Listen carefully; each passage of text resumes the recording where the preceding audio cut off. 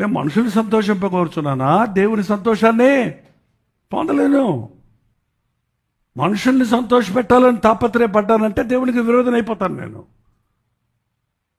లోక స్నేహాన్ని కోరానా? దేవునికి నేను విరోధం అయిపోతాను. మరి లోకంలో స్నేహంగా ఉండకుండా లోకస్తుల్ని ఎలా సంపాదిస్తాను నేను?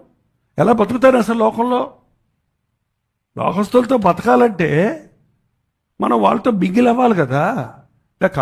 కొండకెళ్ళిపోయి తపస్సు చేయటం కుదరదు కదా. మరి మింగిల్ అవుతున్నప్పుడు వాళ్ళ ప్రభావం మన మీద పడకుండా ఉండాలంటే మనకి షీల్డ్ ఉండాలి, ప్రార్థన.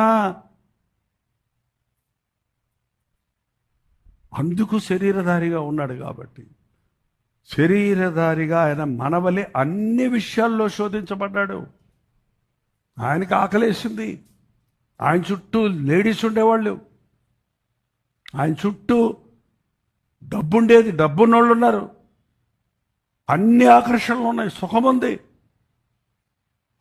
వాటన్నిటినీ కాదని నేను వచ్చిన పని ఏంటి, నా తండ్రి నన్ను పంపిన పని ఏంటి, అది నేను చెయ్యాలి. ఇక్కడ తినటానికి కూర్చోడానికి కాదు.